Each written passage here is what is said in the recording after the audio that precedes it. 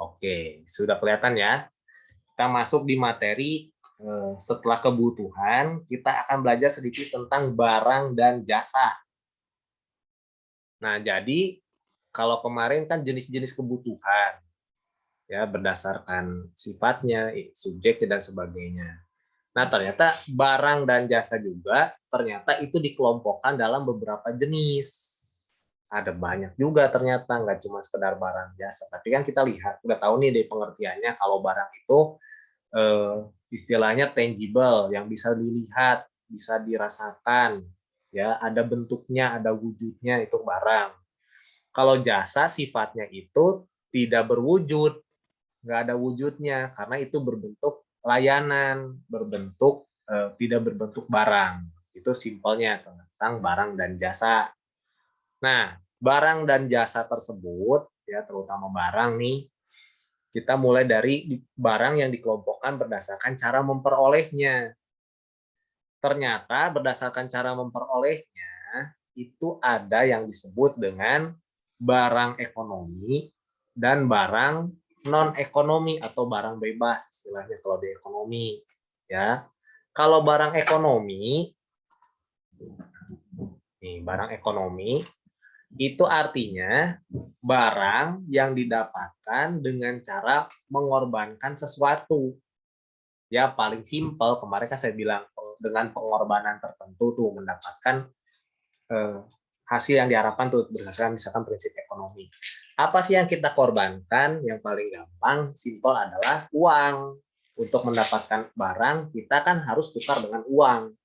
Kita harus beli dengan uang. Nah, itulah pengorbanan yang kita lakukan. Kita mengeluarkan sejumlah uang, sejumlah nominal yang ingin kita harapkan. Contohnya apa? Misalkan bahan bakar minyak. Kita kan untuk mendapatkan bahan bakar minyak harus beli kan? Harus mengorbankan sesuatu nggak? Harus. Dari uang, iya. Terus kamu harus datang tuh ke tempatnya, ke SPBU-nya untuk mendapatkannya. Nggak akan tiba-tiba turun dari langit gitu, datang sendiri atau ngisi sendiri kendaraan kamu, enggak kan? Nah, terus misalkan barang alat-alat elektronik, ya, artinya barang yang kamu dapatkan dan harus mengorbankan sesuatu untuk mendapatkannya, itu disebut barang ekonomi. Dan kamu perlu usaha untuk mendapatkannya itu. Ya, ini contohnya misalkan bahan bakar minyak, alat elektronik. Kamu sekolah online sekarang, butuh gadget, butuh device untuk online learning, untuk online school. Nah, beli kan, perlu beli laptop lah, atau kamu beli PC, atau misalkan kamu beli handphone, beli tab, perlu kan. Nah, kamu ada sesuatu yang dikorbankan. Ya walaupun mungkin bukan uang kamu ya, tapi kan tetap orang tua kamu mengorbankan sesuatu untuk mendapatkan barang tersebut. Nah, itulah disebut barang ekonomi. Tapi kalau barang non ekonomi, nih, kalau barang non ekonomi atau barang bebas, itu barang yang didapatkan tanpa pengorbanan sesuatu, tanpa mengeluarkan biaya, tanpa mengeluarkan pengorbanan. Contohnya, nih sinar matahari. Matahari kita perlu pengorbanan untuk mendapatkan sinar matahari nggak? Enggak kan? Ini mah gratis, tanpa biaya. Apalagi selain sinar matahari, udara, oksigen yang kita hirup nih tiap hari, itu barang non ekonomi karena kita bisa mendapatkannya tanpa pengorbanan atau biaya. Selain sinar matahari, oksigen, kira-kira apalagi ada lagi nggak yang kita bisa mendapatkan barang tersebut tanpa pengorbanan atau biaya? Ada lagi nggak? Coba pikir. Dipikir selain sinar matahari, ya. Terus tadi ada oksigen. Saya bilang ada oksigen. Oksigen. O2. Nah, apalagi yang kita bisa dapatkan secara gratis, free, tanpa melakukan pengorbanan apa-apa. Ada nggak selain sinar matahari dan oksigen? Coba Margaret, Alia, Jelly, ada nggak? Apalagi tuh kira-kira selain sinar matahari sama oksigen yang kita dapatkan free tanpa pengorbanan? Ada nggak? Air hujan. Air hujan. Nah, ya kan gratis kan? buat petani itu sangat berharga itu air hujan. Kalau nggak hujan, nggak bisa makan kita, nggak punya beras kita, nggak panen-panen ya pertanian. Nah itu air hujan gratis tuh. Ya, kita bisa dapatkan itu. Banyak ya, kamu tinggal cari lagi banyak. Dan kita harus bersyukur dengan hal itu. Ya, masih ada matahari, masih ada oksigen, kita masih bangun pagi-pagi, menghirup udara segar, kita masih sehat. Apalagi sinar matahari nih, sekarang penting kalau bisa nih. Kan nanti break time nih jam 9, kamu break time sampai setengah 10, jemur. Keluar rumah, keluar kamar, jangan di ruang ber-AC terus.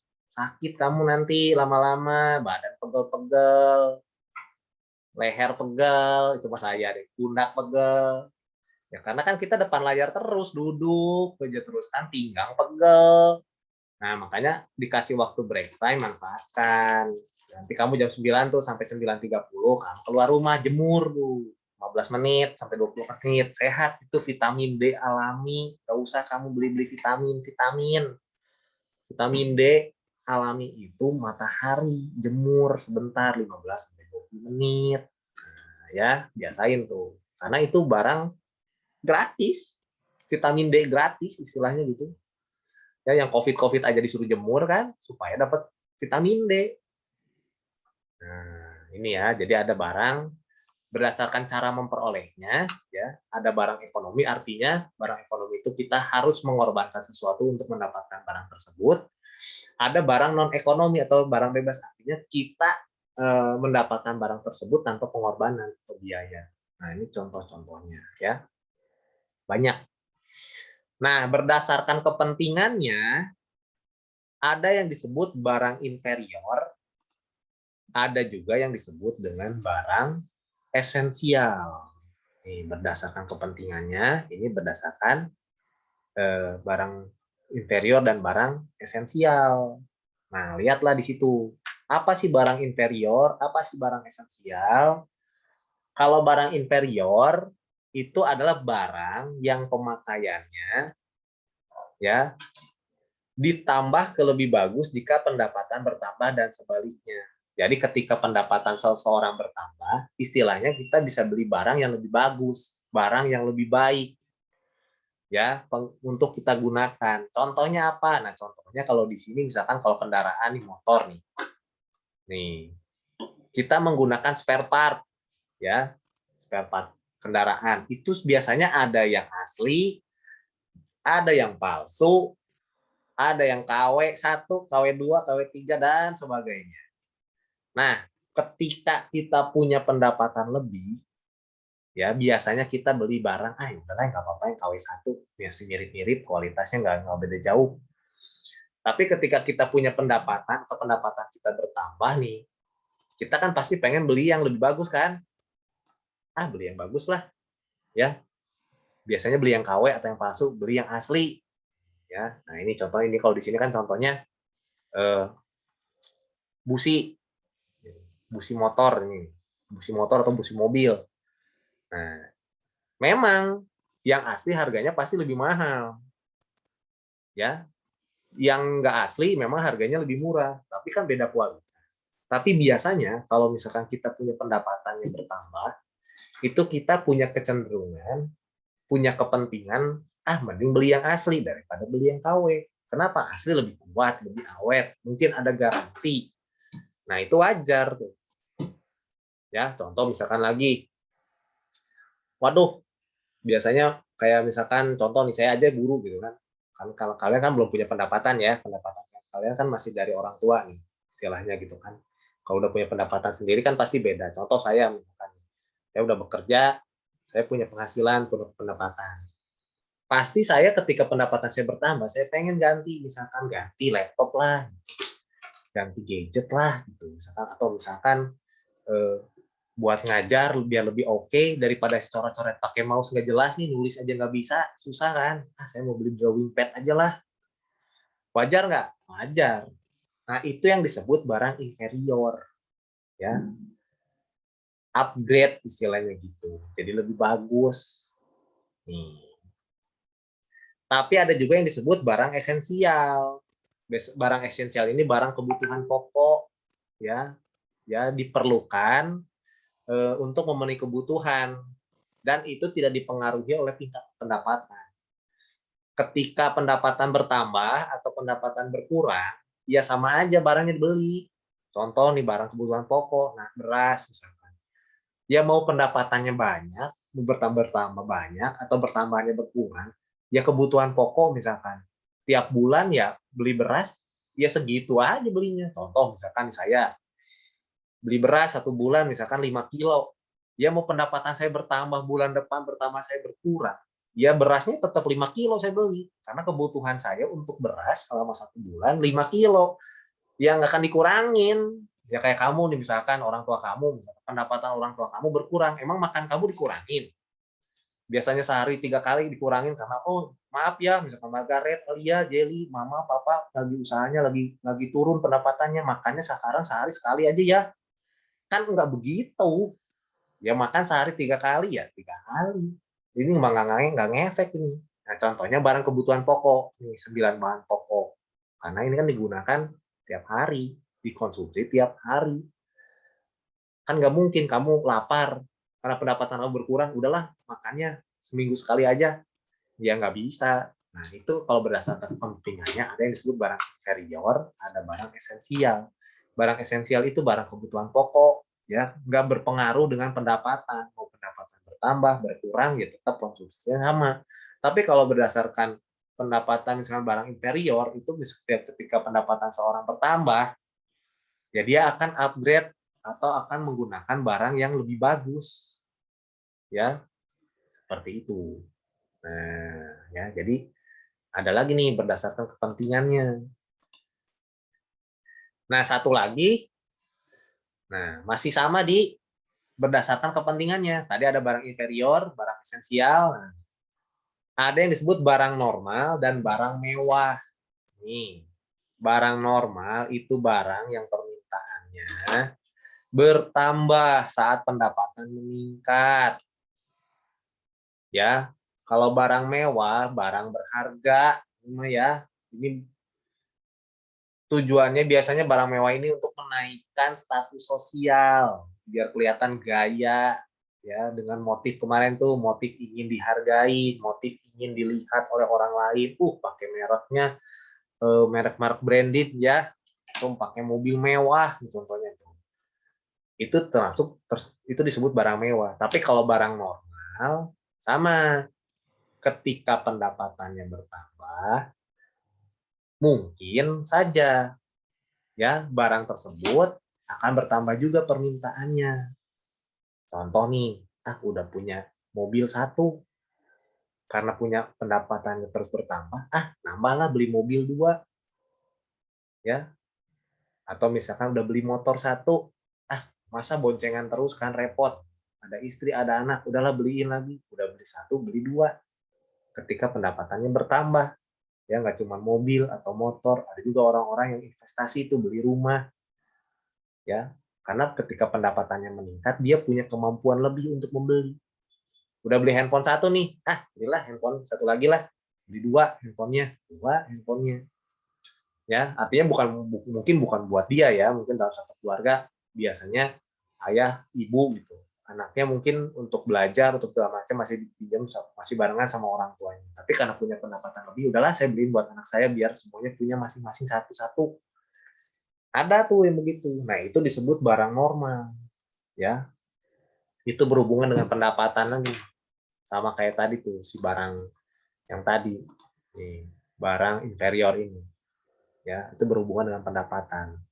Tapi kalau barang mewah ini biasanya untuk menaikkan status sosial, ya pakai berlian tuh misalkan, ya beli yang branded. Nah itu ya contohnya nih mobil mewah kalau di sini ya. Kalau di sini barang normal contohnya alat komunikasi yang tadi contohnya ya.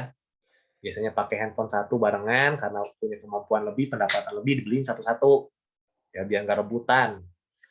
Ya, kalau misalnya kamu punya adik, punya kakak, tadinya barengan kan, ribut terus misalkan, udahlah dibeliin satu-satu, itu biar nggak ribut. Nah, mungkin ya itu karena pendapatannya bertambah, bisa beli, bisa mampu, bisa mengorbankan lebih banyak. Nah, itu disebut barang normal. Berikutnya ada berdasarkan cara penggunaannya. Kalau yang tadi kan yang pertama berdasarkan cara memperoleh. Yang kedua berdasarkan kepentingannya. Ini berhubungan dengan adanya pendapatan bertambah dan berkurang.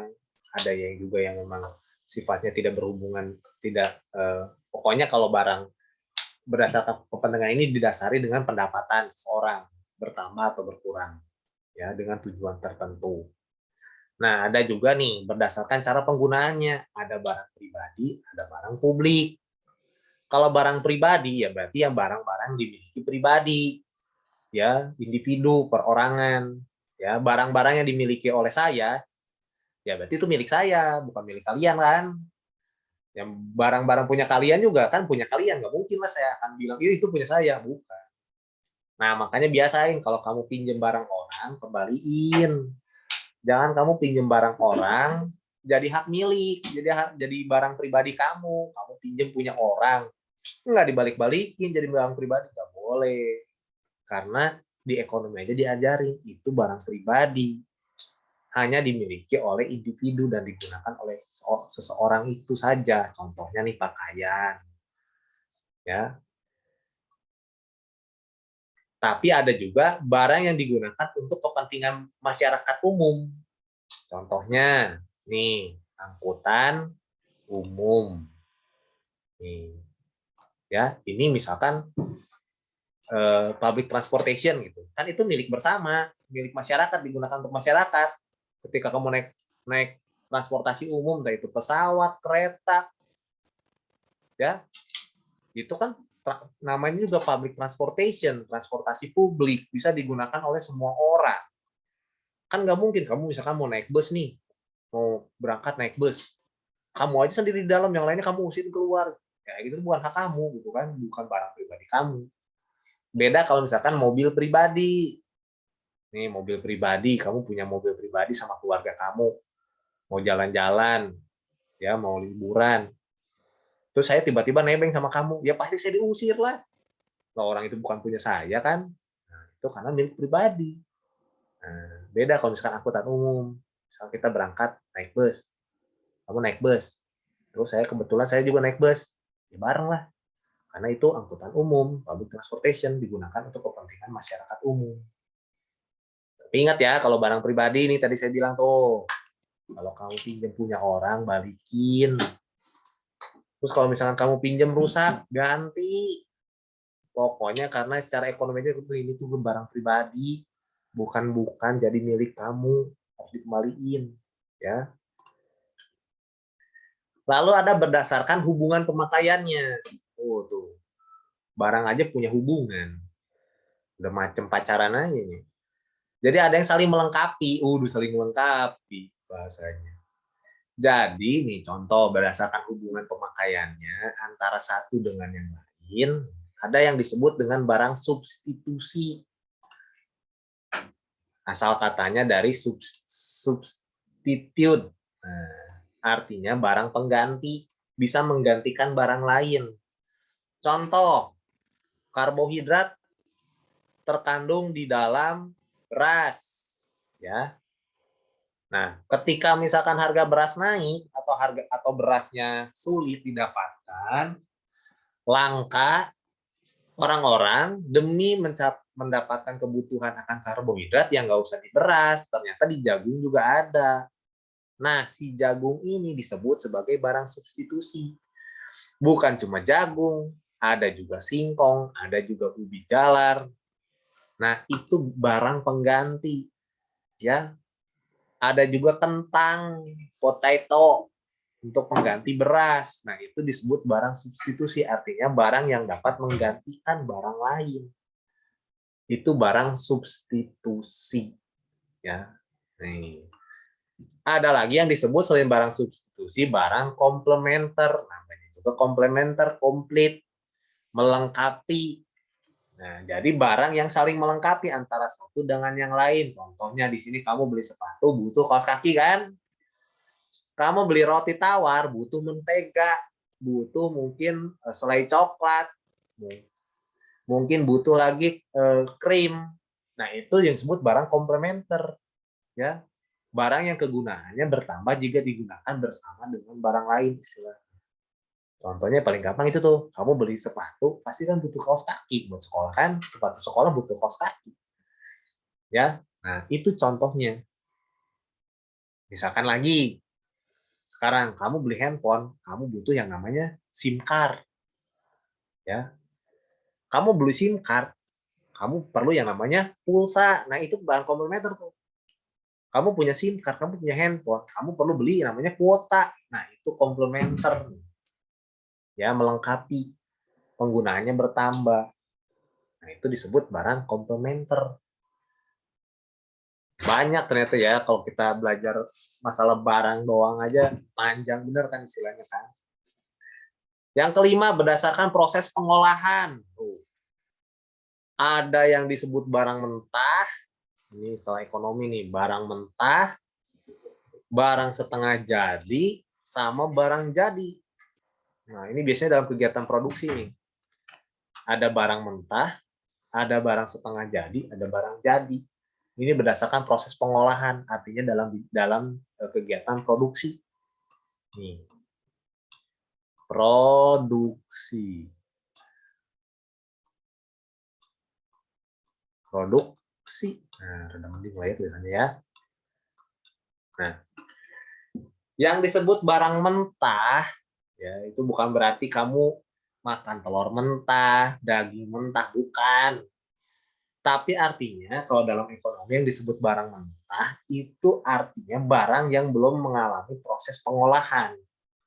Jadi masih asli, masih utuh. Contohnya di situ kapas tuh, belum diapa-apain tuh dari pohonnya tuh diambil ya udah itu barang mentah.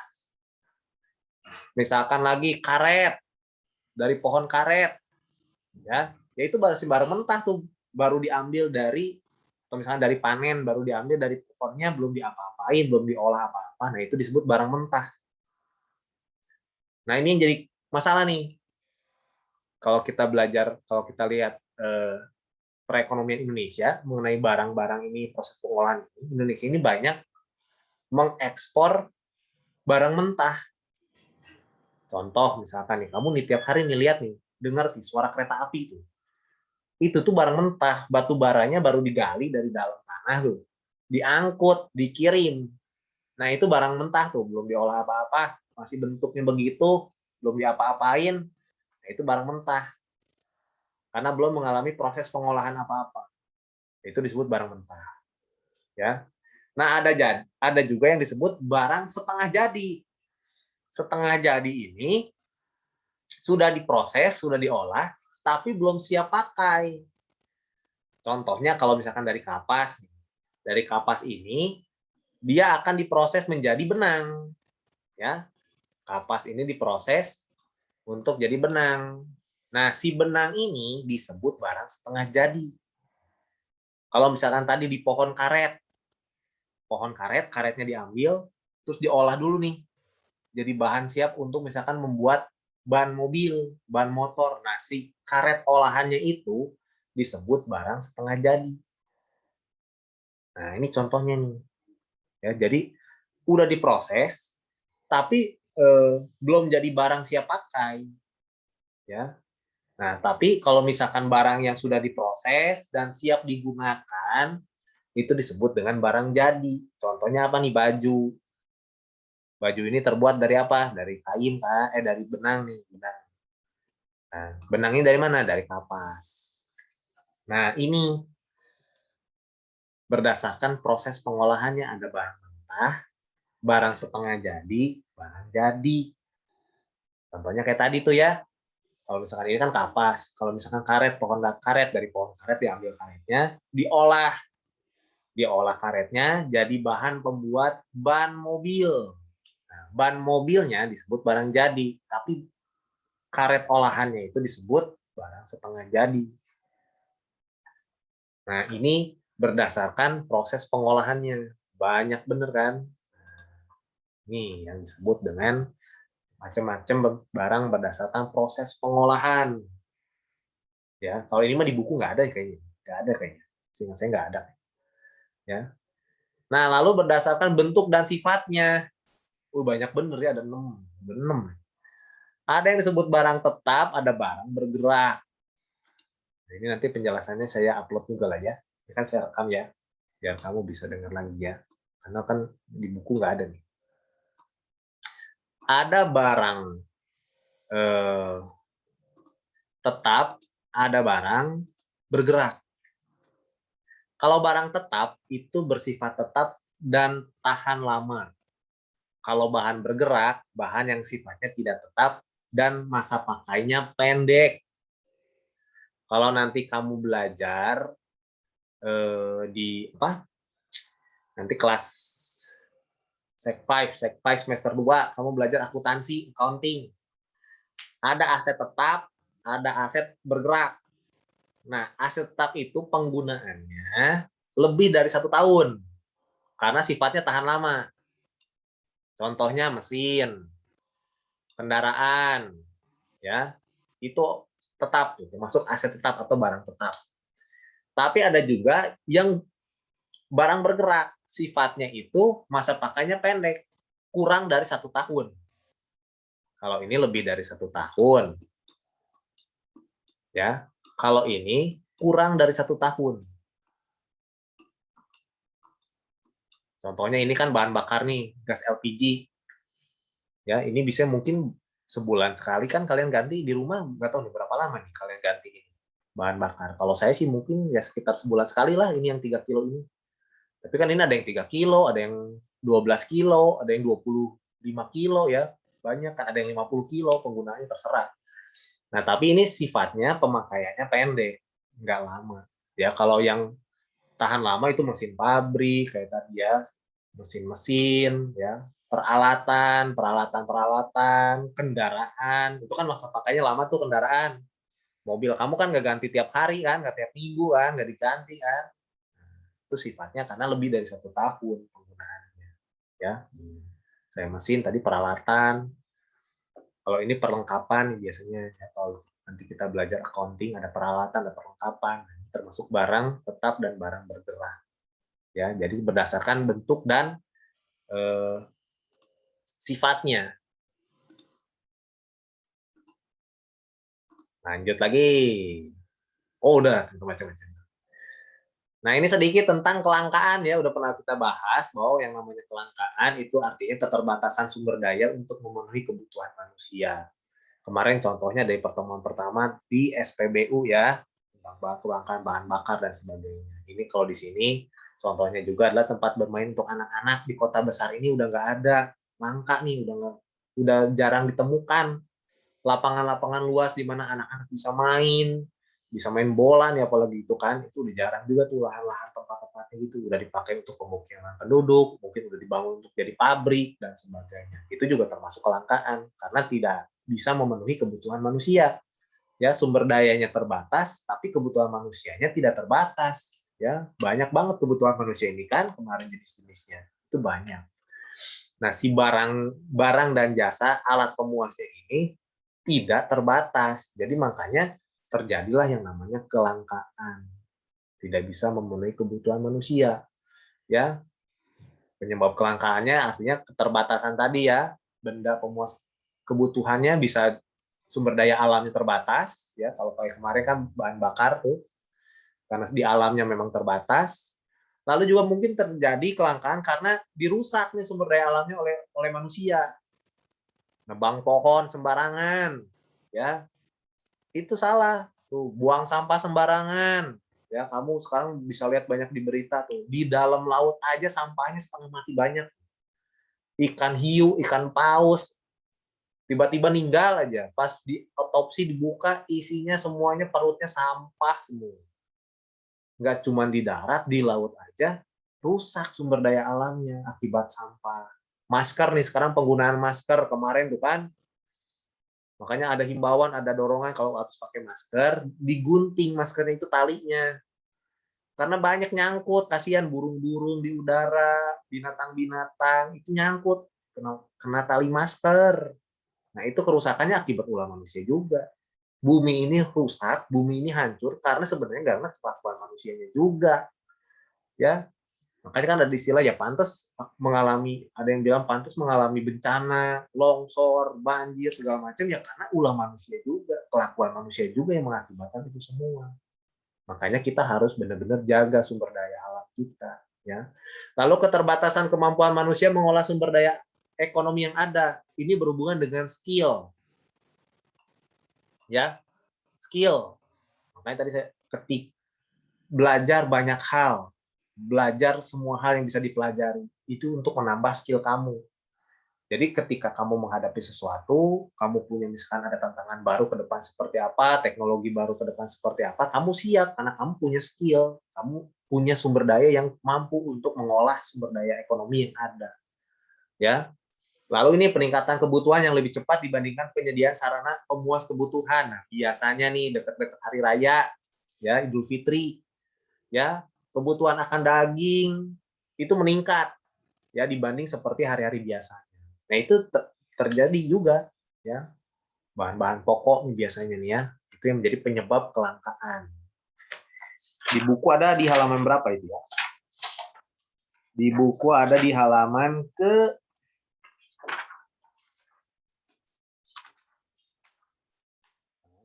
nih halaman ke-22 ya penjelasan lebih lengkapnya kamu baca di buku ya ini cuma inti-intinya saja saya jelasin ya.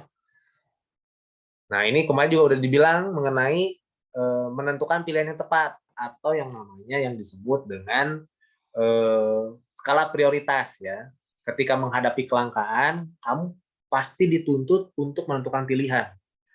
Harus pilih yang tepat dan yang paling menguntungkan. Makanya ada yang namanya skala prioritas, mana dulu yang harus dipenuhi, mana dulu yang harus dipenuhi kebutuhannya, ya. Nah, itu dengan skala prioritas. Nah, oke lah ya. Cukup lah ya, udah jam 9 ya. Kita lanjutin di pertemuan selanjutnya aja kali ya. Silakan kalau ada pertanyaan terakhir. Ada? Alia, Jelly, Margaret? Ada pertanyaan kah? Nggak ada? Kalau tidak ada, berarti kita ketemu lagi hari Rabu ya berarti ya. Selasa ya. Selasa. Ya. Nanti kan presentasi mau minggu depan tuh hari Jumat tuh. Hari Kamis. Kita ketemu hari Selasa ya. Saya lanjutin lagi ada materinya lagi ya. Gitu. Nanti penjelasan mengenai jenis-jenis barang itu kan nggak ada di buku nih. Nanti rekamannya saya upload di Classroom ya. Jadi kamu bisa lihat lagi ya. Biar nggak lupa. Oke ya, terima kasih semuanya ya. Alia, Margaret, Jelly, sampai ketemu lagi di pertemuan selanjutnya. Kalau yang IPA masih rajin belajar nih, belum selesai. Udah ya, kita lanjutin nanti lagi aja ya. Bye semuanya, good morning. Thank you, Pak. Bye.